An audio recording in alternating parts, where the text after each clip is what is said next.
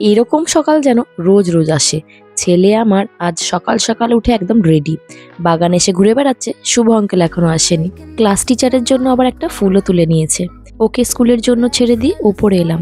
এসে দেখি রিকো ঘুম থেকে তো উঠেছে, সঙ্গে মাথার ওপর থেকে ডায়নোসর বুকটা নিয়ে আবার পড়তেও শুরু করে দিয়েছে। আপনারা অপেক্ষায় থাকুন, কোনো একদিন রিকোর ডায়নোসর নিয়ে কিছুতে একটা ভালো বড়সড় রিসার্চ করেই ফেলবে। এখন আসলে পরীক্ষা চলছে, এই কটা দিন যতই বলি বাবা ডায়নোসরগুলো এখন পড়িস না, ডায়নোসর টিভিতে দেখিস না, পরীক্ষার সময় পরীক্ষাটা মন দিয়ে দে, কিন্তু ওর তো নেশা, ও তো নেশা ছাড়তেই পারবে না। যাই হোক, এখন ওকে পড়তে বসিয়েছি ব্রেকফাস্টের পর, আর সেই ফাঁকে আমি করছি কিছু ঘর সাজানোর কাজ। এই গাছটা আসলে বাগানের বড় গাছটা যখন ছাঁটাই করা হয়েছিল, ওই ডালপালাগুলো এমনি ওই কন্টেনারের মধ্যে জল দিয়ে রেখে দেওয়া হয়েছিল। তো ওটাই ভাবলাম, এই সোপ ডিসপেন্সারটা তো কাজেই দেয় না, এমনিই পড়ে থাকে, তাই কয়েকটা ডাল কেটে এটার মধ্যে সুন্দর করে সাজিয়ে দিলাম আর একটু জল দিয়ে দিলাম। ব্যাস, আর কিছুই করতে লাগবে না, ওই জলের মধ্যেই ও সুন্দর হয়ে থেকে যাবে।